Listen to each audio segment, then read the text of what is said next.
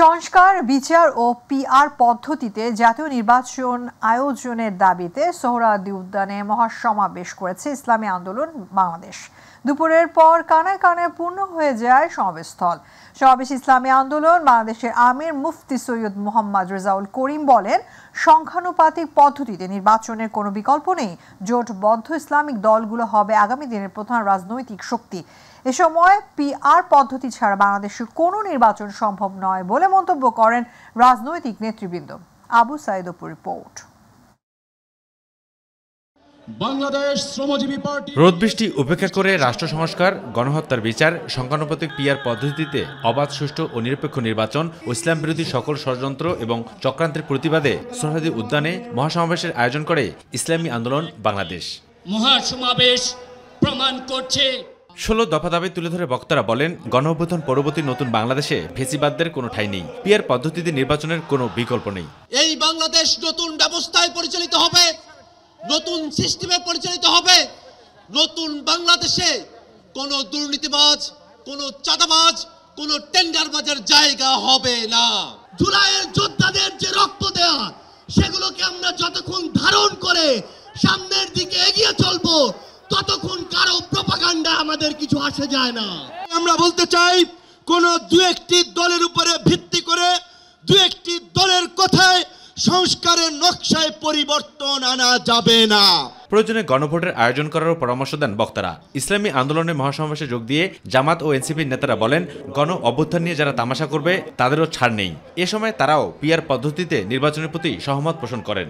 এই দেশের স্বাধীনতা, সার্বভৌমত্ব বিপন্ন হওয়ার যদি আর কোন সূত্র আসে, আমরা একজন আবু সাইদ মুক্ত হয়ে যাই।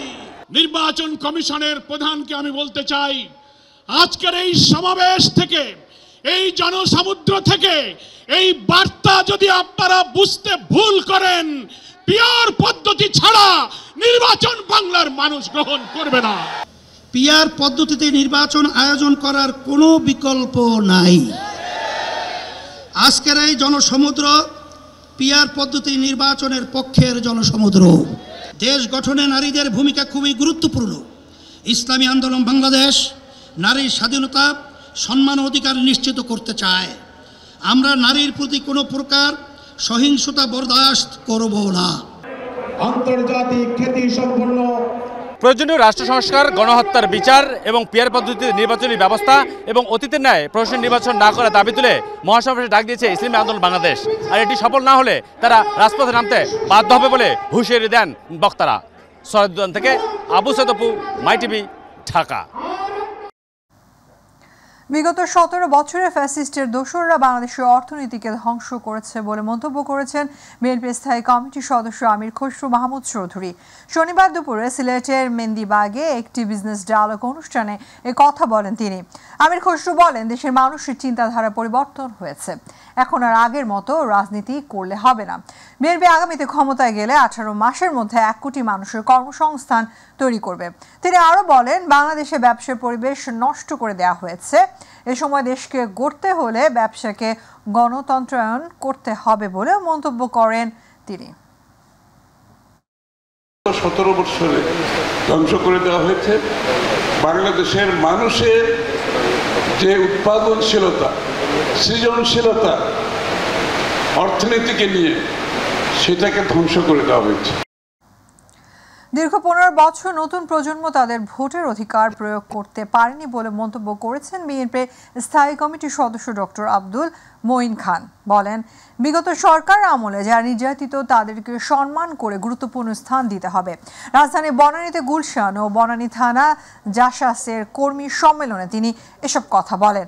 বিএনপির অঙ্গ ও সহযোগী সংগঠনের মধ্যে জাসাস গুরুত্বপূর্ণ অবদান রেখেছে বলেও জানান তিনি। বাংলাদেশের যে নবীন প্রজন্ম, তারা কিন্তু তাদের ভোটের অধিকার প্রয়োগ করতে পারে না। আপনারা জানেন, দেখেছেন আপনাদের জাসদের নেতা কর্মী নেত্রীদের কিভাবে পুলিশ অত্যাচার জুলুম করেছে, বুট জুতো দিয়ে লাথি মেরেছে। যারা নির্যাতিত হয়েছে স্বৈরাচারী সরকারের অত্যাচারের কারণে, আপনারা তাদেরকে সম্মান করুন, তাদেরকে আপনারা গুরুত্বপূর্ণ স্থানে আপনারা নিয়ে আসুন। বিএনপি সিনিয়র যুগ্ম মহাসচিব রুহুল কবির রিজভী বলেছেন, অর্থনৈতিক ও সামাজিক সংকটের মধ্যে আছে জাতি, এ থেকে মুক্ত করতে হবে। দুপুরে চীন মন্ত্রী সম্মেলন কেন্দ্রে গণ অভ্যুত্থানের শহীদদের বিশেষ শ্রদ্ধা সম্মান জানাতে বিএনপির কর্মসূচির প্রস্তুতি দেখতে গিয়ে তিনি কথা বলেন। রিজভী বলেন, প্রয়োজনীয় সংস্কার শেষে যৌক্তিক সময়ের মধ্যে নির্বাচন দিতে হবে। প্রতিশ্রুতির সময়ে সরকার নির্বাচনের ব্যবস্থা করবে এমন প্রত্যাশা ব্যক্ত করেন তিনি। পরে বিএনপি যুগ্ম মহাসচিব শহীদ উদ্দিন চৌধুরী অ্যানি বলেন, রাষ্ট্র পরিচালনার দায়িত্ব পেলে শহীদ পরিবারের জন্য দাঁড়াবে বিএনপি।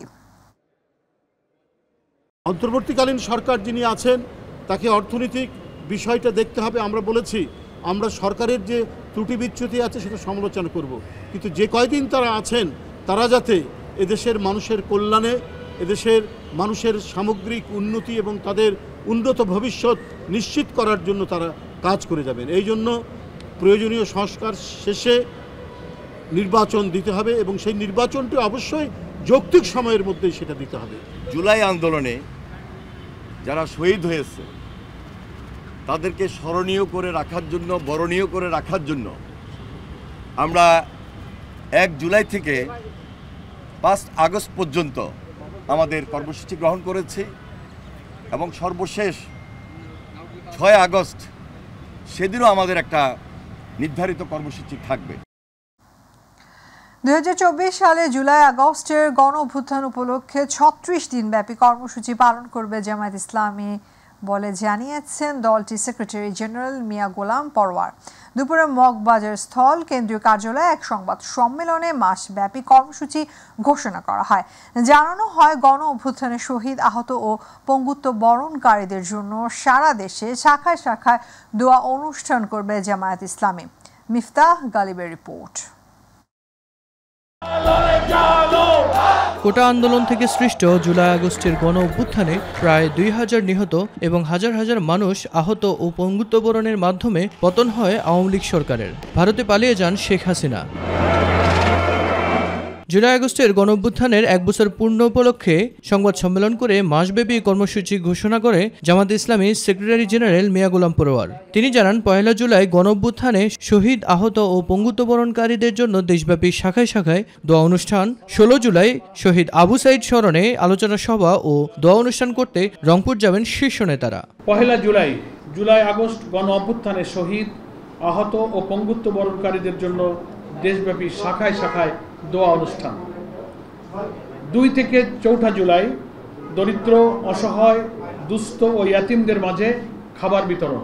8 থেকে 15 জুলাই জামাত নেতৃবৃন্দ শহীদ ও আহত পরিবারের সাথে সাক্ষাৎ করবেন। শহীদ আবু সাইদ, যার দুঃসাহসী, মৃত্যু ভয়হীন, অকুতভয় চেতনা সারা দুনিয়াকে নাড়া দিয়েছিল, সেই স্মরণে আমরা রংপুরে আলোচনা সভা এবং দোয়া অনুষ্ঠানের আয়োজন করেছি। শহীদ ও আহত পরিবারের সাথে সাক্ষাৎ, মতবিনিময়ের পাশাপাশি 19 জুলাই জামাত ঘোষিত 7 দফা বাস্তবায়নের উদ্দেশ্যে সোহরাওয়ার্দী উদ্যানে জাতীয় সমাবেশ করবে দলটি। ঐতিহাসিক সোহরাওয়ার্দী উদ্যানে আমরা জাতীয় সমাবেশের ডাক দিয়েছি। একই দিনে বাংলাদেশের ওই অভ্যুত্থানের 2000 প্রায় গুরুতর আহতদেরকে নিয়ে একটা আয়োজিত অনুষ্ঠান হবে। সেই অনুষ্ঠানে আমাদের সম্মানিত আমির জামাত ডক্টর শফিকুর রহমান সেই অনুষ্ঠানে অংশগ্রহণ করবেন। দেশব্যাপী গণমিছিল পালন এবং রাষ্ট্রীয় কর্মসূচিতে জাতীয় ও স্থানীয়ভাবে অংশগ্রহণ করে জামাত জুলাই সনদের মাধ্যমে শহীদের প্রত্যাশা পূরণ করতে চায় বলে দাবি দলটির সেক্রেটারির। জুলাইয়ের অভ্যুত্থানের চেতনাকে লালন করে এগিয়ে চলার জন্য আরও অনুপ্রাণিত করবে, আরও সংগঠিত করবে, আমাদের বিভেদ অনৈক্য দূর করে জাতীয় ঐক্যের একটা ইস্পাত কঠিন পরিবেশ তৈরিতে এই মাসব্যাপী কর্মসূচি ইনশাআল্লাহ সহায়তা করবে। মিফতাহ গালিব, মাই টিভি, ঢাকা। এনবিআর কর্মকর্তা কর্মচারীদের ডাকে দেশব্যাপী চলছে কমপ্লিট শাটডাউন কর্মসূচি। এর ফলে রাজধানী সহ সারা দেশে কাস্টমস, ভ্যাট ও আয়কর অফিসে সব ধরনের কার্যক্রম স্থবির হয়ে পড়েছে। বন্ধ রয়েছে আমদানি রপ্তানি কার্যক্রম। শুধুমাত্র আন্তর্জাতিক যাত্রী সেবা কার্যক্রম সচল রাখা হয়েছে। সকাল থেকে ঢাকার আগারগাঁওয়ে রাজস্ব ভবনের সামনে জড়ো হন এনবিআর এর কর্মকর্তা কর্মচারীরা।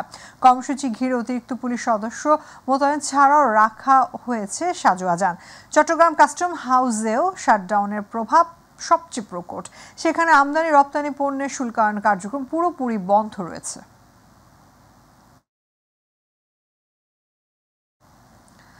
এনবিআর আন্দোলনকারীদের সঙ্গে দ্রুত আলোচনার মাধ্যমে সমস্যার সমাধানে সরকারের প্রতি দাবি জানিয়েছেন ব্যবসায়ীদের শীর্ষস্থানীয় 13টি সংগঠনের সাবেক ও বর্তমান নেতারা। এনবিআর এর কারণে দৈনিক গড়ে 2,500 কোটি টাকার বেশি আর্থিক লেনদেন ব্যাহত হচ্ছে বলেও জানান তারা। এছাড়া এনবিআর চেয়ারম্যান অপসারণের দাবি সমর্থন করেন না বলেও সংবাদ সম্মেলনে জানিয়েছেন ব্যবসায়ী নেতারা। আফজাল হোসেনের রিপোর্ট। এক মাসের বেশি সময় ধরে বিক্ষোভ চালিয়ে আসছেন এনবিআর কর্মকর্তারা। এতে ব্যাহত হচ্ছে প্রতিষ্ঠানটির স্বাভাবিক কার্যক্রম। সরকারের পক্ষ থেকে বিভিন্ন আশ্বাস প্রদান এবং দফায় দফায় বৈঠক করলেও আন্দোলন প্রত্যাহার করেননি এনবিআর কর্মকর্তারা। সার্বিক পরিস্থিতিতে ঢাকার একটি 5 তারকা হোটেলে সংবাদ সম্মেলনের আয়োজন করেন ব্যবসায়ীদের শীর্ষস্থানীয় 13টি সংগঠনের সাবেক ও বর্তমান নেতারা। বর্তমানে দেশের রপ্তানিকারী শিল্প নানাবিধ চ্যালেঞ্জ মোকাবেলা করে ঘুরে দাঁড়ানোর চেষ্টা করছে। এমত অবস্থায় জাতীয় রাজস্ব বোর্ডের কর্মকর্তা কর্মচারীদের গৃহীত আন্দোলন বায়ারদের মাঝে পুনরায় ইমেজ সংকট সৃষ্টি করবে। আমদানি ও রপ্তানি সংশ্লিষ্ট সেবা বন্ধে ঘোষিত কর্মসূচি থেকে অবিলম্বে তাদেরকে সরিয়ে এনে উক্ত সেবার অব্যাহত প্রবাহ নিশ্চিত করা হোক। এ সময় আলোচনার মাধ্যমে দ্রুত সংকট সমাধানে জোর দেন তারা। বলেন, আন্দোলনের ফলে দৈনিক গড়ে 2,500 কোটি টাকার বেশি আর্থিক লেনদেন ব্যাহত হচ্ছে। অ্যাপ্রক্সিমেট আমাদের রেলওয়ে এক্সপোর্ট হয় 40 বিলিয়ন এবং ইম্পোর্ট রাফলি 25 বিলিয়ন। তো 65 বিলিয়ন হচ্ছে ট্রানজাকশন। এটাকে যদি আপনি কর্মদিবস দিয়ে ভাগ করেন 300 দিন, তো রাফলি প্রতিদিন হলো 2,500 থেকে 2,600 কোটি টাকার মতো। এটা বলা যাবে না যে ক্ষতি হচ্ছে, ডিস্ট্রাপশন হচ্ছে। আজকে যেটা আপনারা লক্ষ্য করছেন এটা কিছুই না, এটা অ্যাকচুয়ালি ক্ষমতার একটা বন্টন নিয়ে ঝগড়া হচ্ছে, টাকা পয়সার বন্টন নিয়ে ঝগড়া হচ্ছে। মাঝপথে আমরা হচ্ছে বিপদগ্রস্ত। এরা সারা জীবন আমাদেরকে জ্বালাইছে, এখন সরকারকে জ্বালাইতেছে। সেই সঙ্গে এনবিআরের আন্দোলনরত কর্মকর্তা কর্মচারীদের ভবিষ্যৎ, ন্যায়সঙ্গত সুরক্ষা ও দেশের অর্থনীতি যাতে ক্ষতিগ্রস্ত না হয় সেজন্য এখনই জরুরি পদক্ষেপ গ্রহণের জন্য সরকারের প্রতি আহ্বান জানান তারা। করে আর ক্ষতিগ্রস্ত না হয়। আফজাল হোসেন, মাই টিভি, ঢাকা।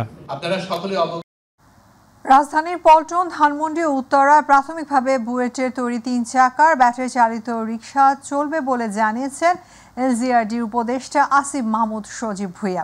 উত্তর সিটি কর্পোরেশনের নগর ভবনে চালকদের প্রশিক্ষণ কর্মসূচি উদ্বোধনী অনুষ্ঠানে তিনি কথা বলেন। তিনি আসিফ মাহমুদ বলেন, এখনকার মতো অনির্দিষ্ট নয়, প্রতিটি এলাকায় নির্দিষ্ট সংখ্যক রিকশা থাকবে। ডিএনসিসি প্রশাসক মোহাম্মদ এজাজ বলেন, আগস্টের প্রথম থেকে নতুন এই রিকশা সড়কে চলবে। 1 লক্ষ অটোরিকশা চালককে প্রশিক্ষণের মাধ্যমে লাইসেন্স দেয়া হবে। পাশাপাশি চার্জিং পয়েন্ট নিয়ে কাজ করা হচ্ছে যাতে অনুমোদিত পয়েন্টে চার্জ দেওয়া যায়। চালকের লাইসেন্স এবং গাড়ির লাইসেন্স পুরো প্রক্রিয়াটা আমরা অনলাইনে নিয়ে আসছি, যাতে করে এখানে কোনো হাতের সংস্পর্শ না থাকে। আপনারা জানেন হাতের সংস্পর্শ মানেই এবং লাইসেন্স মানেই আমাদের এখানে অবৈধ লেনদেনের একটা সুযোগ তৈরি হয়। আমরা আমাদের রিক্সা চালকরা যারা এই ট্রানজিশনটা করবেন, এই অ্যাডাপশনটা করবেন, তাদের উপরে কোনো বাড়তি চাপ যেন না হয় সেটা নিশ্চিত করতে চাই এবং পুরো প্রক্রিয়াটা অনলাইনে হবে। রিক্সা অ্যাপ নামে আমরা একটা অ্যাপ ইন্ট্রোডিউস করবো এবং একটা ওয়েবসাইট থাকবে, তার মাধ্যমে পুরো প্রক্রিয়াটা হবে। বাংলাদেশ যুক্তরাষ্ট্রের সঙ্গে শুল্ক চুক্তি চূড়ান্ত করতে আলোচনা অব্যাহত রেখেছে। এ নিয়ে বৃহস্পতিবার সর্বশেষ 2 দেশের মধ্যে আলোচনা অনুষ্ঠিত হয়েছে। আজ অন্তর্বর্তী সরকারের প্রধান উপদেষ্টা প্রেস উইংয়ে পাঠানো এক বিজ্ঞপ্তিতে তথ্য জানানো হয়। বিজ্ঞপ্তিতে বলা হয়, আলোচনায় বাংলাদেশের পক্ষে জাতীয় নিরাপত্তা উপদেষ্টা ডক্টর খলিলুর রহমান এবং যুক্তরাষ্ট্রের পক্ষে দেশটির সহকারী বাণিজ্য প্রতিনিধি ব্র্যান্ডন লিঞ্চ নেতৃত্ব দেন। জাতিসংঘের বাণিজ্য ও উন্নয়ন সম্মেলনের সাবেক বাণিজ্য নীতি প্রধান খলিলুর রহমান বলেন, যুক্তরাষ্ট্রের প্রতিনিধি দলের সঙ্গে আলোচনায় খুব ভালো অগ্রগতি হয়েছে। উভয় পক্ষই চুক্তিটি দ্রুত চূড়ান্ত করার জন্য চেষ্টা চালিয়ে যাচ্ছে। এর আগে যুক্তরাষ্ট্রে বাংলাদেশি রপ্তানি পণ্যের উপর 37% শুল্ক আরোপের ঘোষণা দেয় ট্রাম্প প্রশাসন।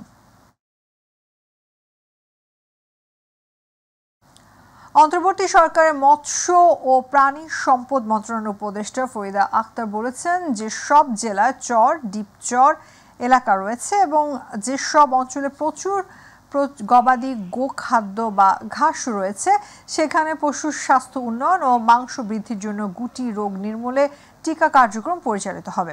এর মাধ্যমে দেশের মাংসের চাহিদা মেটানো ও ভবিষ্যতে বিদেশে রফতানি করাও সরকারের লক্ষ্য।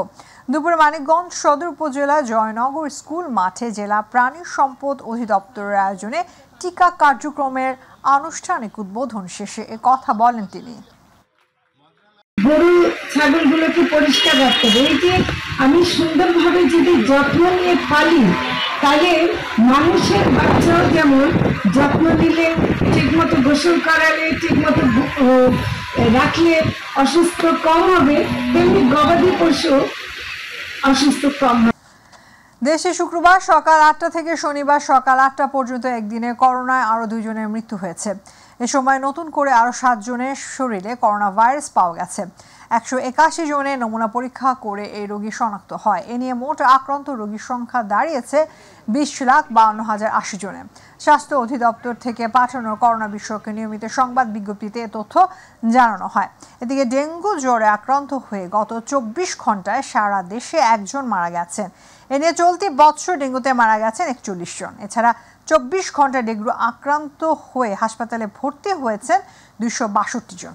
ফরিদপুরের নগরকান্দায় কোটি টাকা ব্যয়ে নির্মিত পৌর ভবন উদ্বোধনের 4 বছর পরও তালাবদ্ধ। অন্যদিকে জেলা পরিষদের ঝুঁকিপূর্ণ ও জরাজীর্ণ ডাক বাংলোতে চলছে পৌরসভার কার্যক্রম।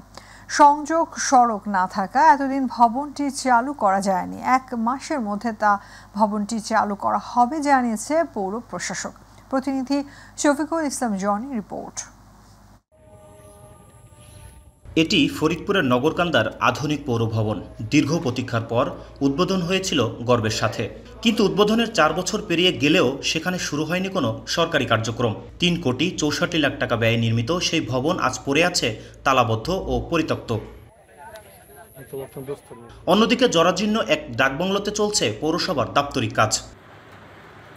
2021 সালের সেপ্টেম্বরে ছিল এর আনুষ্ঠানিক উদ্বোধন, অথচ এখন ভবনটি রক্ষিত তো নয়ই, বরং স্থানীয়দের অভিযোগ এটি পরিণত হয়েছে মাদকসেবী ও জুয়ারিদের নিরাপদ আস্তানায়। কোনো একটা পরিকল্পনা করে রাস্তা না করেই তারা এই ভবনটা করে এবং এখন জোর করে রাস্তা নেওয়ার জন্য চেষ্টা করতেছে পৌর ভবনে। কোনো কিছু চালু হয় না। এখানে রাত্রে 2, 4, 10, 20, 50 জন মানুষ সবসময় আসে বাবাটা খায়। বিগত 4 বছর আগে আমাদের এই পৌর ভবনটা উদ্বোধন হয়েছে, কিন্তু আজ পর্যন্ত এই পৌর ভবনে কোনো সেবা আমরা পাচ্ছি না। নতুন ভবনটির মূল্যবান আসবাবপত্র চুরির পাশাপাশি বৈদ্যুতিক সরঞ্জাম হারাচ্ছে কার্যক্ষমতা। ভবন না থাকায় অফিস চলছে ঝুঁকিপূর্ণ ও জরাজীর্ণ ডাক বাংলোতে, যা প্রতিনিয়তই ঘটতে পারে বড় ধরনের দুর্ঘটনা। ভবনটি অনেক পুরাতন হয়, হয়তো অনেক জায়গায় ফাটল ধরছে, মাঝে মধ্যে উপর ছাদের থেকে ইট সুরকি এগুলো মাথার উপরে এসে বিভিন্ন জায়গায় পড়ে। আবার বৃষ্টি বেশি নামলেই ছাদে পানি আটকে ওখানে পানি আসতেছে, খাতাপত্রগুলো নষ্ট হয়ে যাচ্ছে। তাড়াতাড়ি করে যদি আমাদের নতুন ভবনে যেন যেতে পারি, তাহলে আমাদের চিন্তাটাও থাকে না, জনগণ এসে বসতেও পারে নিরিবিলি এবং মনের শান্তিতে আমরা তাদের সেবা দিতে পারি। বর্তমানে পৌর প্রশাসকের দায়িত্বে থাকা কর্মকর্তা বলছেন, নতুন ভবনটি চালুর প্রক্রিয়া শুরু হয়েছে। ওইখানে আমরা কার্যক্রম শুরু করব এবং ওই 2 রাস্তার চারপাশে যেটা সুন্দর পরিবেশে, সুন্দর মনোরম পরিবেশে সবাই যেন সেবা নিতে, পৌরসভা সেবা নিতে ওইখানে যেতে পারে, আমি সেই ব্যবস্থা করবো ইনশাআল্লাহ। একদিকে কোটি টাকার ভবন পড়ে আছে অচল, অপরদিকে জরাজীর্ণ ভবনে চলছে নগরকান্দা পৌরসভার কার্যক্রম। তবে এই ভবনটিতে দিন রাতে চলে অসামাজিক কার্যক্রম। এলাকাবাসীর দাবি বিষয়টি খতিয়ে দেখে দ্রুত ব্যবস্থা গ্রহণের। শফিকুল ইসলাম জনি, মাই টিভি, ফরিদপুর।